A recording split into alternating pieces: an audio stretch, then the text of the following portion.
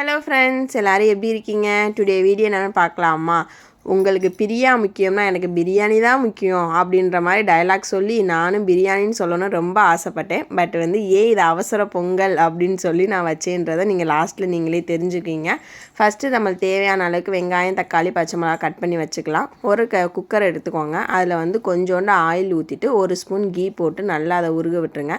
Oil நல்லா காஞ்சதுக்கு அப்புறமா ஆனியனை ஃபஸ்ட்டு போடுங்க. ஹோல் ஸ்பைசஸ் போட வேணாம். ஆனியன் போட்டு நல்லா வதக்கி விடுங்க. அது நல்லா வதங்க நம்மளுக்கு ஒரு நல்ல ஃப்ளேவர் கிடைக்கும். ஆனியன் நல்லா கோல்டன் ப்ரௌனாக நல்லா வதங்கி வரும்போது டேஸ்ட்டு சூப்பராக இருக்கும். நல்லா வதங்கினதுக்கு அப்புறமா ஹோல் ஸ்பைசஸ் சேர்த்துக்கோங்க. இது எல்லாமே சேர்த்து இதே நல்லா வதக்கி விட்ருங்க. நல்லா வதங்கி நல்லா கோல்டன் ப்ரௌன் இதுவும் வந்ததுக்கு அப்புறமா நம்ம வெட்டி வச்சுருக்க பச்சை மிளகாவையும் போட்டு நல்லா வதக்கி விட்ருங்க. பச்சை மிளகா வதங்கினதுக்கப்புறம் ஒரு கை கொத்தமல்லி மட்டும் சேர்த்துக்கோங்க.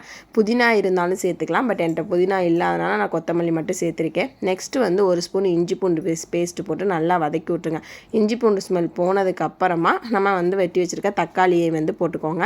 தக்காளி நெட்டு நெட்டாக கட் பண்ணிங்கன்னா சீக்கிரம் நல்லா வதங்கிடும். பிரியாணியும் நல்லா ஃப்ளேவராகவும் இருக்கும். கொல நல்லா வந்திருக்கும்.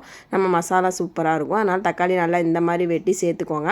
நெக்ஸ்ட்டு 2 ஸ்பூன் கர்டு சேர்த்துக்கோங்க. தயிர் சேர்த்துக்கோங்க. தயிர் சேர்த்து அதையும் நல்லா மிக்ஸ் பண்ணி விட்டுருங்க. இப்போ நம்ம மட்டனை தனித்தனியாக வேக வச்சுலாம் போடலை. 1 பார்ட் ரைஸ் மாதிரி தான் பண்ண போகிறோம். அப்போ ஃப்ளேவர் சூப்பராக இருக்கும். தனித்தனியாக வேக வைக்கிறதோட இந்த மாதிரி பண்ணும்போது செம்ம டேஸ்ட்டாக இருக்கும். வீட்டிலே செஞ்ச பிரியாணி மசாலா மட்டும் சேர்த்துக்கோங்க. நான் இதில் எந்த மசாலாவுமே சேர்க்கவே இல்லை. ஒன்லி இந்த ஒரு மசாலா மட்டும்தான் சேர்த்துருக்கேன். இதெல்லாம் போட்டு நல்லா வதக்கி விட்டுருங்க.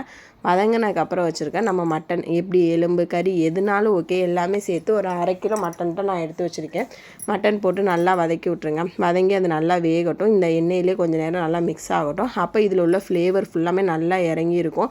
இதில் உள்ள நம்ம ஒவ்வொரு பிரியாணி தனியாக வேக வச்சு நம்ம போட்டு செய்யும்போது இதில் உள்ள மசாலா அந்த ஃப்ளேவர் எல்லாமே வேறு தண்ணியில் போயிருக்கும். பட் இந்த பிரியாணியில் இதோடைய ஃப்ளேவர் இதுக்குள்ளே இருக்கும்போது செம்ம டேஸ்ட்டாக இருக்கும். பார்க்கையிலே நல்லா டெம்ப்டாக இருக்கும். சாப்பிடும்போது சூப்பர் ஃப்ளேவர்ஃபுல்லாக இருக்கும். நல்லா வெந்ததுக்கப்புறம் நான் 1 டம்ளர் அரிசிக்கு 2 டம்ளர் தண்ணி ஊற்றின அளவுக்கு தண்ணி எடுத்து வச்சுருக்கேன். நான் தண்ணி நல்லா கொதிச்சதுக்கப்புறமா நம்ம ஊற வச்சுருக்க அரிசி எடுத்து இதில் மிக்ஸ் பண்ணிடுங்க. ஒரு 1/2 hour அரிசி ஊறினா போதும். கிளறி விட்டுட்டு குக்கரில் போட்டு 2 விசில் விட்டுக்கோங்க. பெரிய ஆளுங்க சாப்பிட்றேன்னா, குழந்தைங்களுக்கு கொடுக்குறீங்க அப்படின்னா ஒரு 3 விசில் விட்டுக்கோங்க. ஏன்னா நல்லா வெந்து குழஞ்சி வரணும். அந்த அளவுக்கு வெந்து வச்சுக்கோங்க. இப்போ தான் நான் ஏன் அவசர பொங்கல்னு சொன்னேன்னு தெரியும். நான் 2-3 விசில் விட்டதில் நல்லாவே குழஞ்சி போயிடுச்சு. இது பொங்கல் மாதிரி இருக்குது.